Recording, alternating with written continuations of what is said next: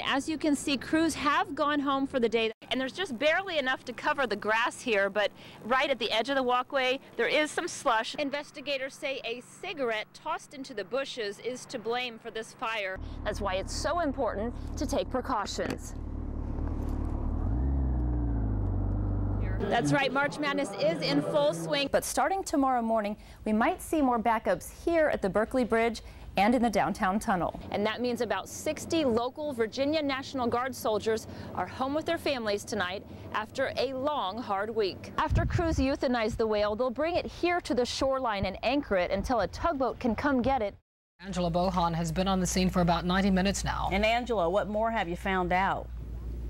Well, right now we know that one man is in the emergency room at Centera Norfolk General Hospital. We don't know his name or his condition, but again, this is a police-involved shooting, but no officers were hurt. And now we know police say that man involved in this did display a gun during the incident. It all happened at this house behind me on the corner of Central and Pinner. It's a two-story house with a balcony. Now this again all happened shortly before 4 o'clock. The call came in as a fight in progress. Now one viewer tells 13 News that the man came out of the house and began yelling, and then he fired a gun. But after that, police aren't telling us right now exactly what happened. We do know there are still a lot of police officers on the scene. I just saw one taking measurements, surveying the area. But again, here at the scene, we know that one man has been hurt. He's in the emergency room right now.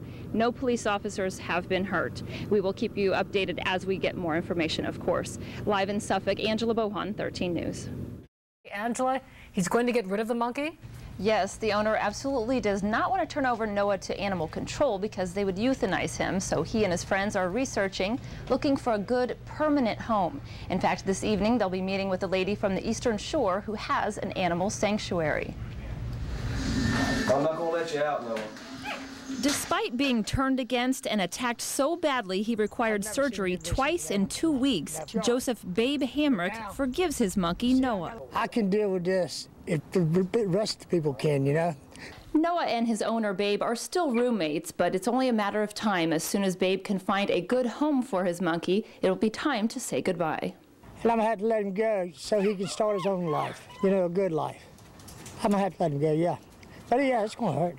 I would imagine we're going to spend a lot of time over here with Babe, helping him through this. It's going to be like he's lost a family member. Babe and his friends are looking at a few different animal sanctuaries, but haven't made any decisions just yet. It's basically like finding adoptive parents.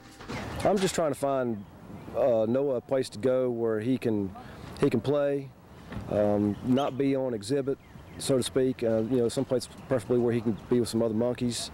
And once the monkey is in a new home, Babe worries the quietness may be too much to handle. But when asked if he would get another animal, I don't think I'll be getting any monkeys anytime soon. At least Babe is able to laugh about the situation. And by the way, PETA has also paid the monkey owner a visit. They're recommending a facility in Texas for Noah, but Babe says he prefers to keep the capuchin monkey nearby so he can visit him on occasion. Live with the latest, Angela Bohon, 13 News. 13 News reporter Angela Bohon. Angela, when will that area reopen to traffic? Tomorrow by midday is when they're saying Granby should reopen. As you can see, crews have gone home for the day. That's because they are letting the concrete set. They will be back first thing tomorrow morning to finish repairing the asphalt. Now, some businesses had to shut down because they had no water, but those have since reopened and are ready to start the weekend. It's certainly not the sound you want to hear if you're a downtown business owner or even a customer. It's a little annoying, you know, and I think that's a lot of the reason people aren't coming in is because they don't want to be right by that. AJ Gator's Bar and Grill is directly in front of the water main break. The local hangout is once again open, but had to shut down for 8 hours as water threatened the building. I can't even describe it. I've never seen anything like it. Like the road kind of broke. It was up and down. We said it looked like there was an earthquake right there, and it was just bubbling up out of the water, out of the street, and it flooded all the way up almost to my front door in like seconds. It was crazy. Other businesses like Granby Street Pizza haven't skipped a beat. It really hasn't affected our business at all. We're actually very busy. It's Friday. Friday's our busiest day anyway. The Tazewell Hotel was also spared, but not without complaints from customers. They didn't have access to our loading zone right here, so they had to pretty much take their bags down the block. So it wasn't a pretty sight. And it will continue to look like this all night. But again, Granby is expected to be reopened again by midday tomorrow.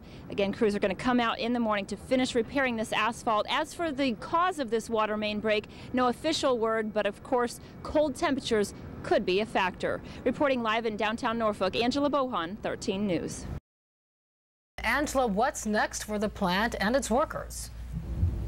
Well, starting now, the plant will phase out its remaining 800 workers. Some will transfer to other plants across the country, and some aren't sure yet. But one thing that's certain, in Franklin, basically anywhere you go, you will bump into someone who either works here at the mill or knows someone who does. No, my last day is August 26th. My last day is April 30th. Tomorrow. Yeah. It's the end of an era in Franklin. More computers, less paper. It's what experts say is forcing the International Paper Mill to shut down after 100 years in operation. But it's sad, and it has a rippling effect on everybody because we consider everybody family here in this small city. So Sybil Beal can't help but think of those she doesn't even know being affected by the closing. everybody is touched whether they worked at the mill or not, and we consider them all family. Beal rents out houses in the area. Some of her tenants are being forced to move to find a new job. So that leaves a void in the school systems, government, and everything else. Some of the remaining 800 workers will transfer to plants in other parts of the country, but for some, like Chad Jones, this is all he's known. Third generation employee, so it's kind of hard. Coming out of high school, that's what I wanted to do, so it's going to be different. We'll get through. Jones and his father are wrapping up their final days at the mill and want to stay home in Franklin. It's where I was born and raised, so it's kind of where I want to stay. I know that's going to be the biggest part, just people you see every day that probably won't ever see again.